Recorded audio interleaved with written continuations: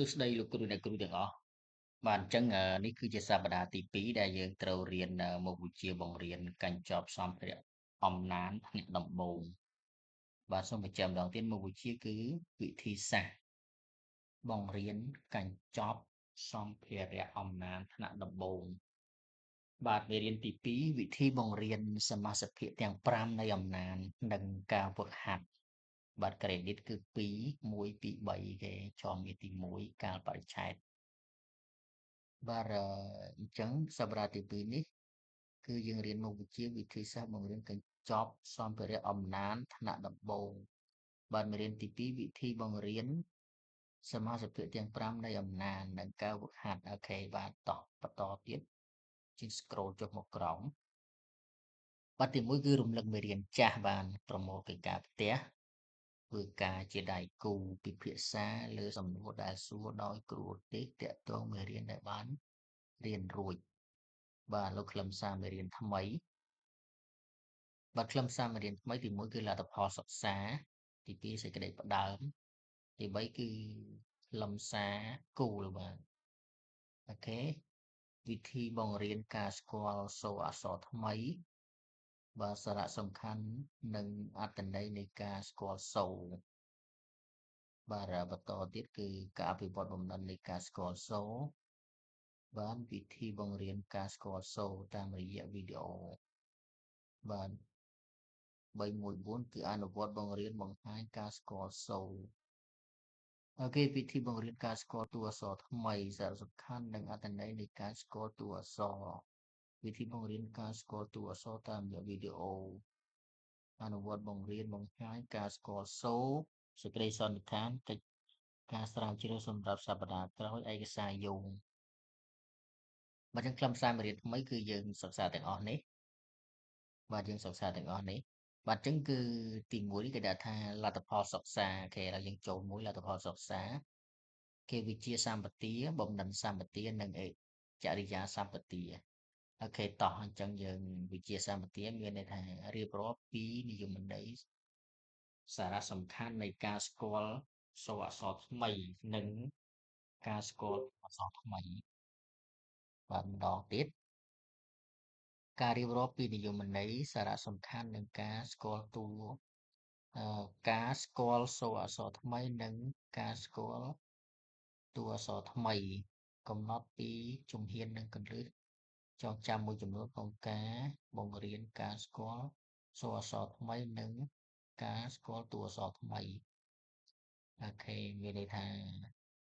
រៀបរាប់ពីនិយមន័យពីសារៈសំខាន់ពីការស្គាល់ស្គាល់សូរអក្សរថ្មីនិងការស្គាល់តួអក្សរថ្មីអូខេទីមួយទៀតគឺកំណត់ជំហាននិងគន្លឹះចងចាំមួយចំនួនក្នុងការបង្រៀនការស្គាល់សូរអក្សរថ្មីនិងការស្គាល់តួអក្សរថ្មីបាទបំណិនសម្បទាគឺអនុវត្តការបង្រៀនបង្ហាញការស្គាល់សូរអក្សរថ្មី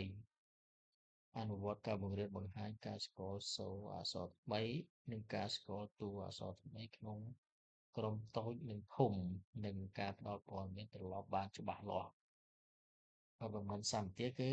អនុវត្តការបង្រៀនបង្ហាញការស្គាល់សូរអក្សរថ្មីនិងការស្គាល់តួអក្សរថ្មីក្នុងក្រុមតូចនិងក្រុមធំនិងការផ្ដល់ព័ត៌មានត្រឡប់បានច្បាស់លាស់បច្ចារិយាសម្បទាមានទំនុកចិត្តក្នុងការបង្រៀនការស្គាល់សូរអក្សរថ្មីនិងការស្គាល់តួអក្សរថ្មីដោយផ្សារភ្ជាប់នឹងគន្លឹះចងចាំក្នុងសៀវភៅណែនាំគ្រូអញ្ចឹងបន្ទាប់ពីរៀនមេរៀននឹងចប់ទៅគឺលោកគ្រូអ្នកគ្រូគឺមានទំនុកចិត្តក្នុងការបង្រៀនការស្គាល់សូរអក្សរថ្មីគេបង្រៀនអំម៉េចជាងមានទំនុកចិត្តក្នុងការបង្រៀនតែម្ដងហើយស្គាល់តួអក្សរថ្មីនឹងដោយផ្សារភ្ជាប់នឹងគន្លឹះចាំបាច់បាទចឹងវាមានកលឹះបាទបើយើងអត់មានកលឹះទេគឺយើងអត់ទទួលបានលទ្ធផលទេអញ្ចឹងណាបាទហើយកលឹះហ្នឹងគឺយើងមើលតាមរយៈសៀវភៅគ្រូអូខេបាទហើយបំណិនសម្បទានេះយ៉ាងម៉េចខ្លះបាទការអនុវត្តបង្រៀនបង្ហាញការស្គាល់សូរអក្សរថ្មីបាទដើម្បីឲ្យសិស្សស្គាល់សូរអក្សរថ្មី ស្គាល់តួអក្សរថ្មីតាមរយៈការធំការផ្ដល់ព័ត៌មានហ្នឹងយ៉ាងម៉េចគេបានច្បាស់លាស់បែបម៉េចគេតែជាយើងបន្តទៀតបើសេចក្តីផ្ដើមគឺជាបែបនេះបាទយើងទី3គឺខ្លឹមសារមេរៀនបាទហើយទី3មួយក៏បង្រៀនការស្គាល់សូរបាទសប្តាហ៍ទី2ការសរសេរវាក្យសព្ទការពិវត្តការនិយាយនេះកម្រិតឈានឡើងនៃការរៀនភាសាអូខេការអភិវឌ្ឍភាសានិយាយទីមួយគឺយើងស្គាល់សូរ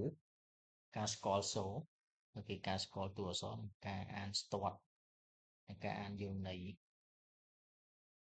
បាទម្ដងទៀតយើងមើលរូបនេះទៅគេបាទយើងមើលរូបនេះគឺនៅកម្រិតឈានឡើងនៃការរៀនភាសាបាទយើងយើងអភិវឌ្ឍការនិយាយបាទគ្រឹះរបស់វាគឺអភិវឌ្ឍនៃការនិយាយបាទទីនេះគឺស្គាល់ការស្គាល់សូរបាទសូរស្រៈសូរព្យញ្ជនៈ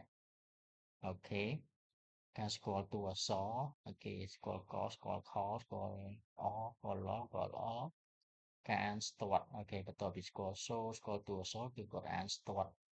ហើយបន្ទាប់ពីអានស្ទាត់គឺអានយល់ន័យទៀតអូខេហ្នឹងអានេះគឺវាក្យសព្ទបាទវាក្យសព្ទប្រៀបបានជាបំពង់ផ្សែងអញ្ចឹងបាទហើយការសរសេរប្រៀបបានជាផ្សែងអញ្ចឹងកាលណាយើងមានចេះពាក្យច្រើនពីការសរសេរយើងគឺថុយតែម្ដងបាទគឺបែបហ្នឹងអូខេតោះឥឡូវយើងចូលសារៈសំខាន់និងអត្ថន័យនៃការស្គាល់សូរបាទអូខេអញ្ចឹងចាប់ផ្ដើម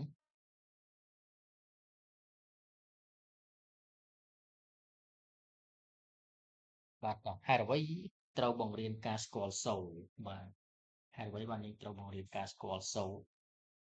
អូខេអញ្ចឹងក្មេងតែកាលណាយើងអត់បង្រៀនឲ្យគាត់ស្គាល់សូរហ្នឹងគឺគាត់អាចច្រឡំគ្នាក៏សំបីតួអក្សរគឺមានខុសគ្នាហើយគេ23តួគឺ33តួគឺខុសគ្នាទាំង33អញ្ចឹងយើងត្រូវបង្រៀនគាត់ឲ្យស្គាល់គេហៅថាស្គាល់សូរបាទភាពខុសគ្នាសំខាន់មួយរវាងអ្នកអានពូកែនិងអ្នកមានបញ្ហាក្នុងការអានគឺស្ថិតនៅក្នុងសមត្ថភាពនៃការយល់ដឹងអំពីសូររបស់សិស្សបាទយើងគេថាភាពខុសគ្នារវាងភាពខុសគ្នាសំខាន់មួយរវាងអ្នកអានពូកែនិងអ្នកមានបញ្ហាក្នុងការអានគឺស្ថិតនៅក្នុងសមត្ថភាពនៃការយល់ដឹងអំពីសូររបស់ព្យញ្ជនៈរបស់ស្រៈអូខេសិស្សថ្នាក់ទី1ដែលខ្សោយការយល់ដឹងពីសូរនិងមានបញ្ហាក្នុងការអានហើយទំនងជាបញ្ហានេះបន្តរហូតដល់ថ្នាក់ទី4និងថ្នាក់ខ្ពស់ទៀតបានជាងសិស្សថ្នាក់ទីបាទសិស្សថ្នាក់ទី1ដែលខ្សោយការយល់ដឹងពីសូរហ្នឹងបាទសិស្សថ្នាក់ទី1ដែលខ្សោយការយល់ដឹងពីសូរនិងមានបញ្ហាក្នុងការអានបាទគាត់មានបញ្ហាក្នុងការអានហើយទំនាក់ទំនងជាបញ្ហានេះបន្តគឺរហូតដល់ថ្នាក់ទី4និងថ្នាក់ខ្ពស់ទៀតអូខេបាទអញ្ចឹងយើងប៉ុណ្ណឹងសិនសម្រាប់វីដេអូទី1របស់យើងគឺប៉ុណ្ណឹងសិនអញ្ចឹងណាបាទអញ្ចឹងមុននឹងបញ្ចប់គឺយើងសូមរំលឹកឡើងវិញបាទអញ្ចឹងសប្តាហ៍ទី2នេះគឺយើងរៀនពីវិធីសាស្ត្របង្រៀនកញ្ចប់សម្ភារៈអំណាចបូមបាទមេរៀនទី2របស់យើងគឺវិធីបង្រៀនសមាសភាគទាំង5នៃអំណាចនិងការហ្វឹកហាត់បានយើងរំលឹកមេរៀនចាស់មកបាទខ្លឹមសារមេរៀនថ្មីគឺទាំងអស់នេះបានមានលទ្ធផលសិក្សាសេចក្តីផ្ដើមខ្លឹមសារគោលវិធីបង្រៀនការស្គាល់សូរអក្សរថ្មីបាទគឺមានបែបហ្នឹងអូខេមានលទ្ធផលសិក្សាបាទចានេះគឺយើងដែលយើងចង់បានមានវិជាសម្បទាវណ្ណសម្បទានិងចរិយាសម្បទាអូខេបាទជាមួយសេចក្តីផ្ដើមខ្លឹមសារហើយនឹងវិធីបង្រៀនការស្គាល់សូរបាទនេះគឺជារូបភាពបាទអញ្ចឹង311គឺសារៈសំខាន់និងអត្ថន័យនៃការស្គាល់សូរបាទស្គាល់សូរ